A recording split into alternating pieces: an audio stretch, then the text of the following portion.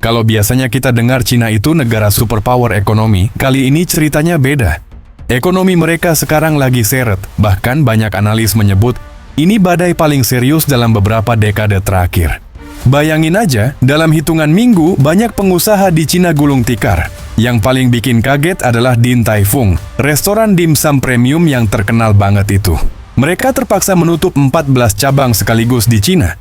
Bukan restoran abal-abal loh, ini brand kelas dunia. Kalau pemain sebesar itu aja tumbang, bisa kebayang nasib pemain kelas menengah atau kecil. Dan bukan cuma kuliner, sektor properti yang selama ini jadi motor ekonomi Cina juga jatuh parah. Raksasa properti Evergrande sudah resmi kolaps. Efek domino pun jalan.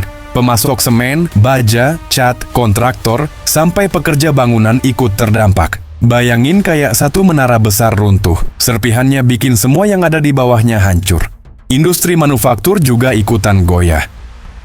Indeks pembelian bahan baku alias Purchasing Managers Index, PMI, turun terus, tandanya pabrik-pabrik makin sepi orderan. Kalau properti mati, ya permintaan baja, semen, kaca, cat langsung anjlok. Dan kalau pabrik sepi, otomatis angka produksi turun, ekonomi melambat. Masalah makin runyam gara-gara perang dagang dengan Amerika Serikat. Donald Trump ngasih tarif impor barang Cina lebih dari 50%. Bayangin barang Cina yang tadinya murah jadi mahal banget begitu masuk pasar Amerika. Otomatis ekspor Cina seret. Ini bikin ekonomi mereka makin kepres. Efek domino ke Indonesia. Kita jangan seneng dulu lihat Cina keoke. Soalnya perlambatan ekonomi mereka bisa langsung nyeret Indonesia. Kok bisa? Gampangnya begini, Cina adalah pembeli terbesar produk ekspor kita. Mulai dari batu bara, nikel, tembaga, sampai minyak sawit, pasar utama kita itu Cina. Kalau mereka ngurangin impor, otomatis harga komoditas jatuh. Kalau harga jatuh, pendapatan negara kita berkurang. Ujung-ujungnya, APBN bisa tertekan. Jadi jangan heran kalau perlambatan ekonomi di Beijing bisa bikin kantong petani sawit di Sumatera dan Kalimantan ikut tipis. Kalau Cina batuk, Indonesia bisa ikutan pilek. Perbedaan struktur ekonomi Cina versus Indonesia. Sekarang coba kita bandingin. Ekonomi Indonesia hidup dari konsumsi domestik. Sekitar 55% pertumbuhan kita datang dari belanja masyarakat. Jadi kalau orang Indonesia masih rajin belanja di mall, jajan online, dan nongkrong di kafe, roda ekonomi masih muter. Cina beda, mereka lebih mengandalkan investasi. Komposisinya bisa 40-45% dari GDP. Konsumsi rumah tangga mereka malah rendah, hanya sekitar 39%. Bandingkan dengan Amerika Serikat yang konsumtif banget, sampai 68% GDP mereka datang dari belanja rakyat. Artinya, Cina itu ekonomi investasi, sementara Indonesia ekonomi konsumsi. Keduanya punya kelebihan dan kekurangan. Kalau Indonesia ekonominya gampang goyang kalau konsumsi turun. Contoh, pandemi bikin orang enggak belanja, ekonomi langsung jeblok. Sedangkan Cina jadi rawan kalau investasi macet. Dan sekarang, ketika properti, motor investasi terbesar, jatuh, mesin utama mereka mati mendadak. Kenapa orang Cina tidak konsumtif? Ini menarik. Ternyata rendahnya konsumsi di Cina bukan cuma soal kebijakan ekonomi, tapi juga dipengaruhi sejarah panjang dan budaya masyarakatnya. Cina berabad-abad akrab dengan tragedi kelaparan massal.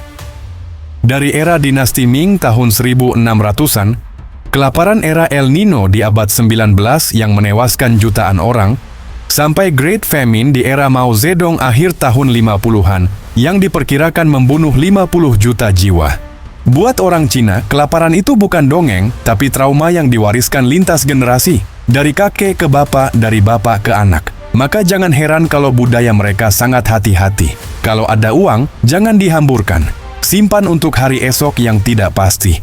Makanya rata-rata tabungan rumah tangga di Cina bisa mencapai 25-39% dari penghasilan. Bandingkan dengan Indonesia yang cuma sekitar 8-9% atau Amerika Serikat yang cuma 5%.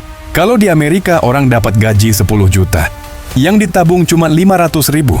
Di Indonesia bisa 900 ribu. Di Cina dari gaji 10 juta mereka bisa simpan sampai 4 juta. Efek budaya menabung, pisau bermata dua. Dari sisi individu, budaya menabung jelas positif. Mereka lebih tahan krisis, nggak gampang goyah. Tapi dari sisi makroekonomi, kalau semua orang hanya menabung dan nggak belanja, ekonomi bisa stagnan. duit berhenti berputar. Produk tidak laku, pabrik sepi order, perusahaan rugi, PHK terjadi. Makanya fenomena ini disebut secular stagnation. Perlambatan ekonomi jangka panjang gara-gara masyarakat terlalu hemat. Jepang pernah masuk jebakan ini. Cina sekarang sedang menuju arah yang sama. Pelajaran penting buat Indonesia. Apa yang bisa kita pelajari dari drama ekonomi Cina? Jangan taruh semua telur di satu keranjang. Indonesia harus diversifikasi pasar ekspor. Jangan cuma andalkan Cina. Pasar India, Timur Tengah, bahkan Afrika bisa jadi alternatif. Jaga konsumsi domestik. Ekonomi Indonesia relatif aman karena masyarakatnya konsumtif. Tapi konsumsi harus dibarengi dengan produktivitas, bukan konsumsi pakai utang konsumtif semata. Jangan korbankan pangan demi industrialisasi. Era mau membuktikan kalau memaksa industrialisasi dengan mengorbankan sektor pertanian berakhir bencana kelaparan. Indonesia harus belajar. Pembangunan industri boleh, tapi ketahanan pangan tetap harga mati.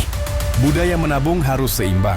Nabung itu baik, tapi kalau semua orang cuma nabung tanpa belanja, ekonomi mandek. Kita butuh keseimbangan, ada yang disimpan, ada yang diputar kembali dalam bentuk konsumsi atau investasi produktif. Intinya, Cina sekarang lagi dalam posisi berbahaya. Sektor properti runtuh, konsumsi lemah, budaya menabung berlebihan, ditambah perang dagang dengan Amerika. Semua itu bikin mesin pertumbuhan mereka seret. Buat Indonesia ini jadi warning keras. Karena kita terlalu bergantung pada Cina sebagai pasar ekspor. Kalau mereka melambat, kita harus siap dengan skenario terburuk. Harga komoditas turun, pendapatan negara seret, dan ruang fiskal semakin sempit. Tapi di sisi lain, inilah saatnya kita belajar. Jadi negara besar itu bukan sekadar soal angka GDP, tapi juga soal ketahanan, diversifikasi, dan kemampuan menjaga keseimbangan antara konsumsi, investasi, dan pangan.